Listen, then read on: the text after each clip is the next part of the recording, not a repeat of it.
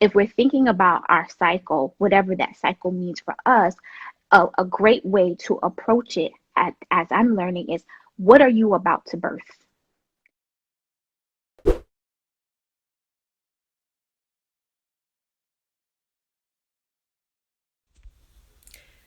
Hello, everyone. Welcome to another My Sex Bio Live. Tonight, we are going to be talking a lot about menstrual rituals in order to connect deeper to our menstrual cycle, to honor our menstrual cycle, to honor others' menstrual cycles. This is not just for people who have menstrual cycles, it's for, anyone. Hello, how are you? Hello, hello, hello. Hi. So, for those who may not know, today we are talking to ShaVaughn from Say It With Sex.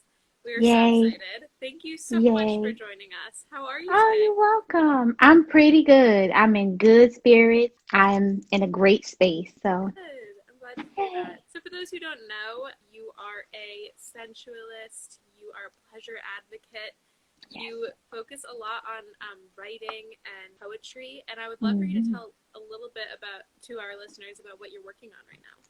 Oh. I, in the process, is a very slow process, but I'm in the process of getting back to doing monthly short stories for my mailing list. So there's that and some other things, blogging more, and just really putting my work out there. I've been kind of estranged from writing for a couple of months. So just getting my rhythm back in place with writing and all the erotic themes and everything. And how did you get involved in all this work? What was your inspiration?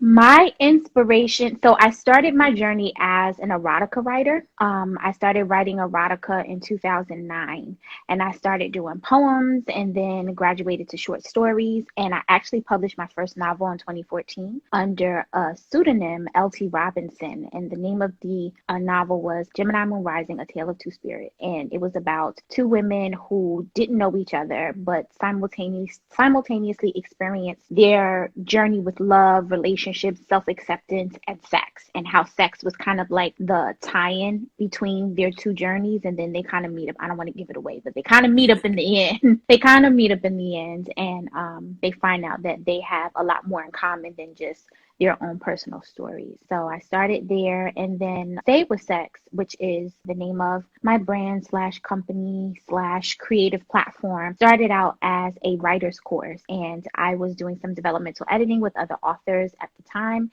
who incorporated a little bit of, not, I wouldn't say erotica, but your average love scene or sex scene in a novel. And I found out they were like whack. Like they were whack. The sex scenes were like super duper whack. And I was like, oh my God, you guys need help. So I created Stay With Sex as a writer intensive, but I had to take a step back because then I recognized that people write from where they are, wherever their sexual lens is. So then sexual Say It With Sex became this place to help us rewrite our sexual narrative, and then emerged into how do we create a pleasure filled life. And thus began my own journey with discovering, well, how can I create a pleasure filled life? Or I can help others do that. I have to create it for myself.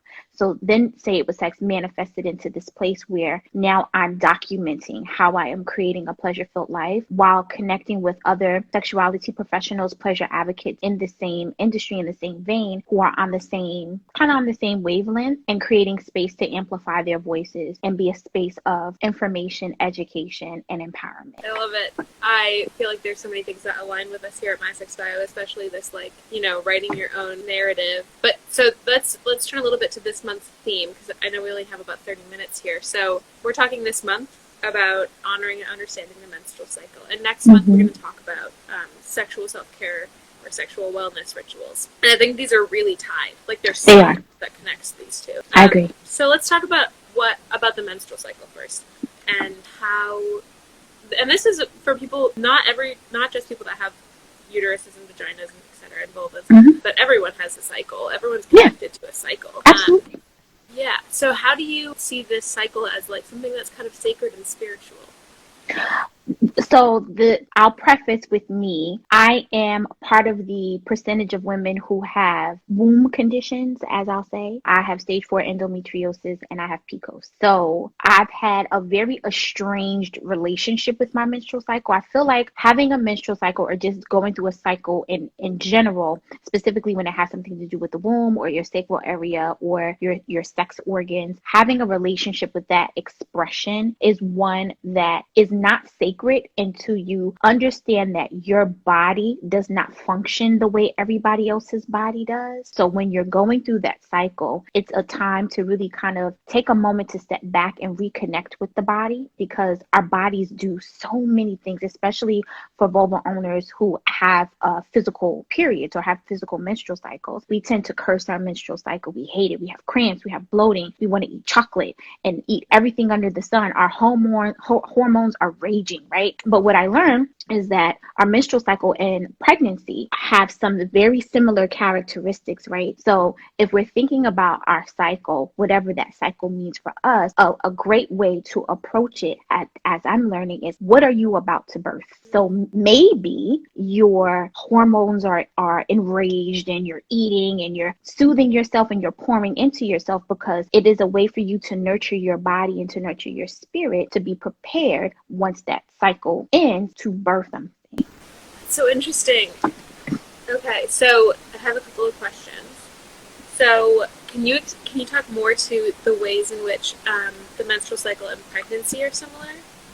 So what I'm learning in my own research is that pregnancy begins, you kind of get nauseous, right? So some people who experience a nausea during their menstrual cycle, those two things are similar. The cravings are similar. The raging hormones are similar. Your libido is through the roof, right? Because your body is primed for pregnancy. So as you're leading up to the part where your vulva or your vagina actually releases the uterine lining and goes through that bleeding process, right? Your body is primed for pregnancy. So that's why I kind of chose along the same line, because if you were pregnant, right, your hormones would be through the roof, your libido would be skyrocketed. I've connected with so many women who are pregnant or have experienced pregnancy, and their sex drive is insane. So that your sex drive is insane because your hormones are all over the place. Your body is adjusting to having an additional human inside of you, right? So everything is adjusting within your body, and the same thing with your menstrual cycle. You may not have an extra human within you, but you are releasing energy and toxins, things that you've absorbed over the last 21 to 30 days. Typical average cycle is 21 to 30 days. You're releasing all of those things that you've absorbed, but then there's also a time for you to kind of reflect on what have you done within those 21 to 30 days, because I believe those of us who experience a menstrual cycle are our most intuitive, right? Our most psychic. So now is the time to, what messages are we receiving? How are we reflecting back? It could be as we are synced with the lunar cycle, right? Our menstrual cycle is sometimes synced with the lunar cycle. So we do intentions every full moon, every new moon. So what type of intentions are you doing during your menstrual cycle? You know, what type of affirmations are you creating for yourself to pour back into yourself, instead of worrying about the cramps or hating your body because you have cramps, hating your body because you're bloated, hating your body because your hormones are all over the place, or hating your body because you're eating all kinds of shit that just doesn't make sense in your mind, right? So learning that our menstrual cycle isn't this horrible thing, right? Because the vagina is a self-cleaning oven, and your menstrual cycle is when it cleans itself, right? So how are you purifying yourself while your body is purifying itself? That needs to be put on a t-shirt, first of all. Second of all, I think it's really interesting that you bring this to light really well, how we are constantly, like, I don't know the right word, maybe belittling Yes. our menstrual cycle because of the things it puts us through. But we're constantly honoring, like, the beauty of pregnancy.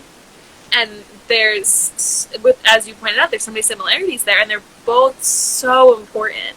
They're both so rich and full of nourishment. And it seems really interesting that we, kind of, and I think this might be tied to a lot of historical context, but we kind of reverse our menstrual cycle and raise our pregnancy. Even though, we don't really want to, not necessarily everyone wants to be pregnant.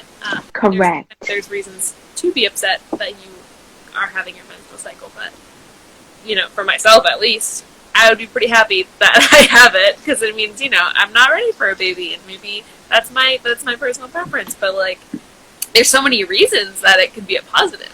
Mm-hmm. That's so interesting. And so you had mentioned some setting intentions, which I could see as a ritual of some kind, which kind of ties Correct. into our December theme of rituals. So, what are some other rituals we can do? Maybe rituals is like kind of a loaded word, but just Mm-hmm. like practices that we Mm-hmm. can do to connect ourselves to that cycle. Mm-hmm. So for me, I make sure that if I'm using any type of feminine product or that are associated with my menstrual cycle, I'm using things that are organic and that are going to be good for my body, because your vagina is a very sensitive area. Your vulva is a very sensitive area. So you want to make sure that you're putting things on your body that is going to aid in that process and not add to whatever feelings or kind of disjointedness that you're having with your body. So ensuring that I have the right products, baths are so important, because I know for me, I go through a lot of muscle aches and pains and things of that nature. So a bath is so important because it allows your body to relax. It allows your womb area to relax. So that's important. Other things that I do, I try not to eat too bad, but I also don't restrict myself. So if I want to eat that pint of ice cream, I'm just going to go ahead and eat that pint of ice cream. And I'll have some mint tea and some ginger tea to, balance myself out. Having foods that are anti-inflammatory, that are soothing, that help to regulate my menstrual cycle: raspberry leaf tea, ginger tea, cinnamon tea, something that has a little bit of turmeric in it. So I'm making sure that as things are releasing, I'm pouring back into my body whatever I'm releasing. So that's important too, that balance. Yeah, and you mentioned this concept of relaxing our uterus, or just generally like your sacral area, through bath. Have you ever tried or experimented with like massage? Sensual massage or sacral massage or massaging your womb is so important, because pretty much when we get cramps, it's your vagina's your well not your vagina your vagina is a muscle, but your uterus is a muscle, right? So it contracts, and that's where that contracting is. It's releasing blood, it's releasing the uterine lining, right? So when you massage that area, you're actually massaging it. So it's not just massaging it, it's using a specific oil or a certain type of oil that's going to pour back into your skin. A sweet almond oil, even if you have a cinnamon oil or something with some turmeric in it, something with some coconut oil, that's going to refresh and replenish your skin and then pour back into your skin. So using the right type of oil, but also speaking onto your womb. And I know that gets a little woo-woo for a lot of people, but words have impact, right? So as you're massaging yourself, you're telling your body it's okay. It's okay to release. It's okay to express itself in this way. It's okay to let go, that you don't have to resist. Because now, as we're talking, all of this is coming to, right? So if we're talking about the uterus is a muscle that contracts, maybe that there's a resistance because we're fighting ourselves with going through this period. We're mad we have our menstrual cycle. We're angry with everybody. So maybe there's a resistance with our uterus that's not wanting to release everything. So maybe the cramps are amplified because of that resistance. So calming our body down and calming our womb area down and letting our uterus know it's okay. Do your thing, girl. You got this. You're okay. You're safe. You're secure. You don't have to hold back. You can release everything that no longer serves this area, so that we can bring in new energy into our body. So that's another ritual or practice that can be done with massage. It's very impactful. And I've done a couple practices. We have a studio class with the My Sexual Biography Studio, which is our sister organization, with this wonderful person, Amon Elise, and she does this. It's kind of like a meditation, but you're also examining your own vulva or penis or whatever your genitals are. You're looking at them in a mirror, not on camera or anything like that, but you're looking at them in a mirror and you're saying like thank you, and to your whole body too. You work through the whole body, and you also are talking. It can be different depending on what you need, but yeah, maybe to some people it feels woo-woo, but it also feels so good if you just give it a try. Give it a try. Yeah. We have a question. We do have a question.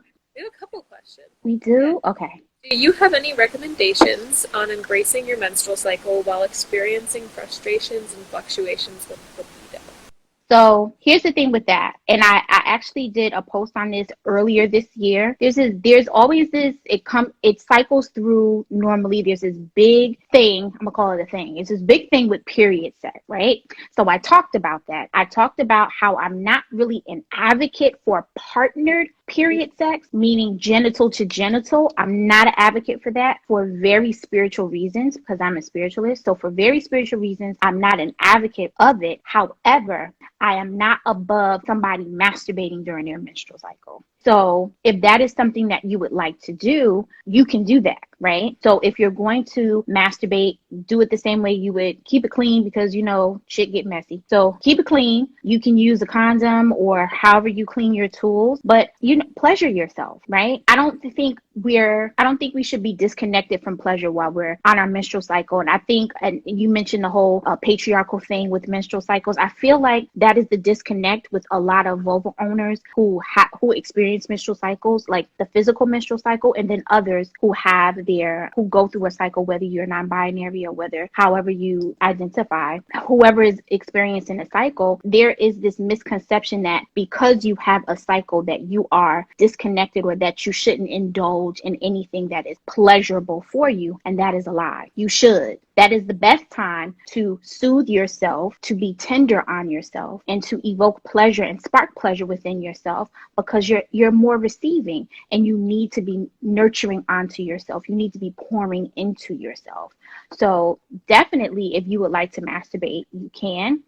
If you are going to engage in genital to genital partnered sex on your menstrual cycle, please be careful. Sex, whether we want to admit it or not, is an energy exchange. It is also a portal. So we absorb things during sexual encounters and sexual activity. So if you don't have a strong connection with your partner, if you're just out here hoeing responsibly or trying to hoe responsibly, make sure that you have the safety precautions, the spiritual safety precautions. Make sure your spiritual hygiene is in check before you do that. And then make sure your personal hygiene is in check as well, because you don't want to absorb and then have things latch onto you during that process. So how do you make sure that your spiritual hygiene is in check? What does that look like?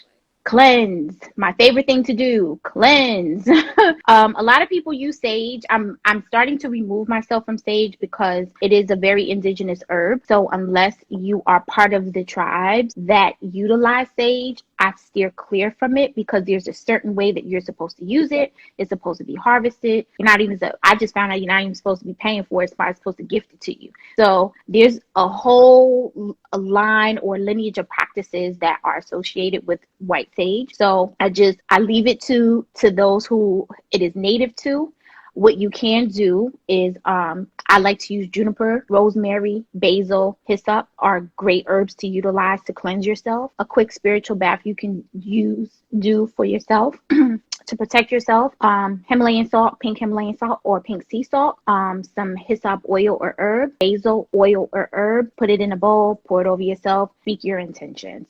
That's a quick way to cleanse yourself and to protect yourself. And doing some type of spiritual bath to disconnect after sex, especially if you are doing casual engagements with other people, that's important. That's how you can maintain your spiritual hygiene if you're going to engage in casual sex, so that you don't create unnecessary attachments with people. So those things are helpful. I love that. I love that so much. And that's a really good point you make about sage.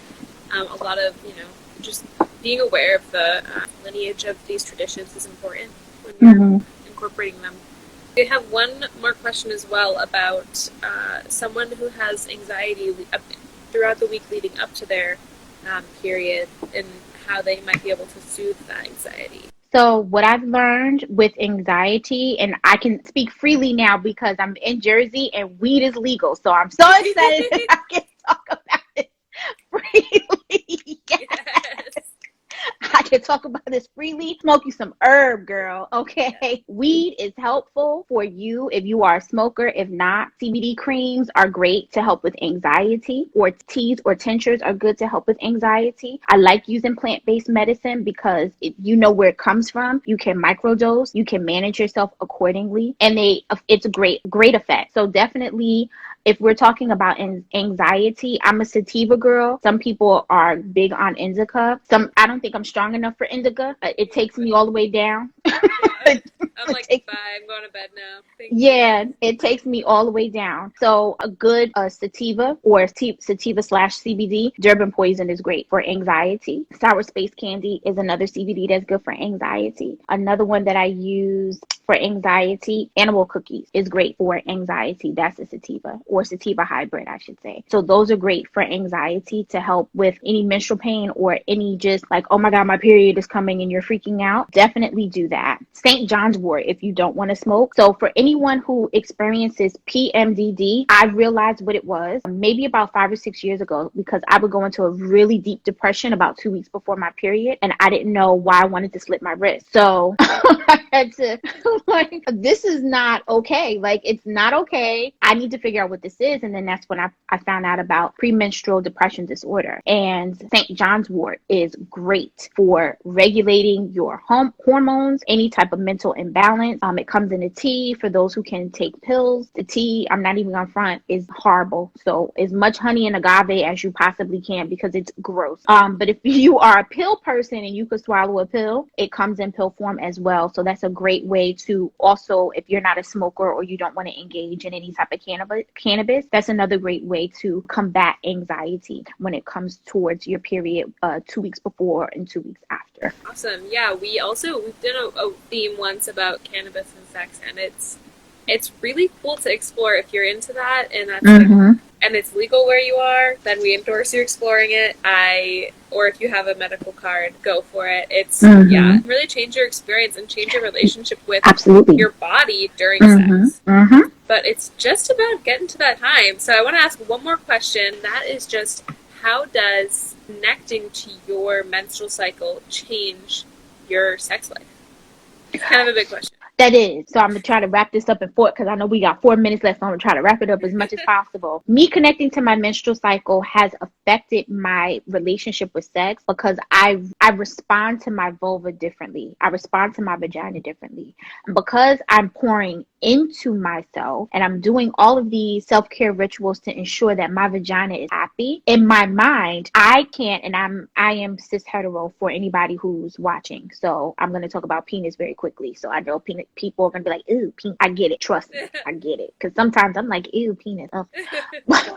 But when I engage in partner sex, I am very conscious about the type of penis that I allow to enter my vagina. And because I go through this ritual, my body goes through its own ritual with my menstrual cycle, release toxins and energy and all the things that I absorb. Why do I want to allow someone who is not in alignment with at least my energy or my frequency to enter me in that way? So because my pussy is pristine, I don't want no penis that's not pristine. So that is how I've been able to really be more self-aware about the type of people and the type of men that I interact with, the type of men that I allow to entertain me, because my body is sacred, right? I think of myself as a living altar. My body is sacred. So if my body is sacred and does all of these sacred, like menstrual cycle is a sacred time for vulva owners who experience that. It's a sacred time that your body goes through. So if I consider myself as sacred, why am I not allowing someone else who equally sees themselves as sacred to enter in or interact with my body? I love it.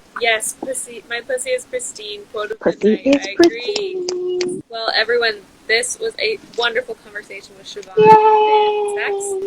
and ShaVaughn is going to be on our podcast, Carnal Theory, this month. We're going to be releasing that in a couple of weeks. So please be on the lookout for that episode. We're going to talk so much more about all this amazing stuff. And ShaVaughn, thank you so much for being here tonight. Thank you for having me. This was fun. I never thought I would love doing lives, but I love doing lives. This is so much fun. They're so fun. Well, everyone, thank you so much. Have a wonderful weekend, and I hope everyone develops some beautiful rituals for themselves this weekend. Yes, I love it. Thank you. Bye, everybody.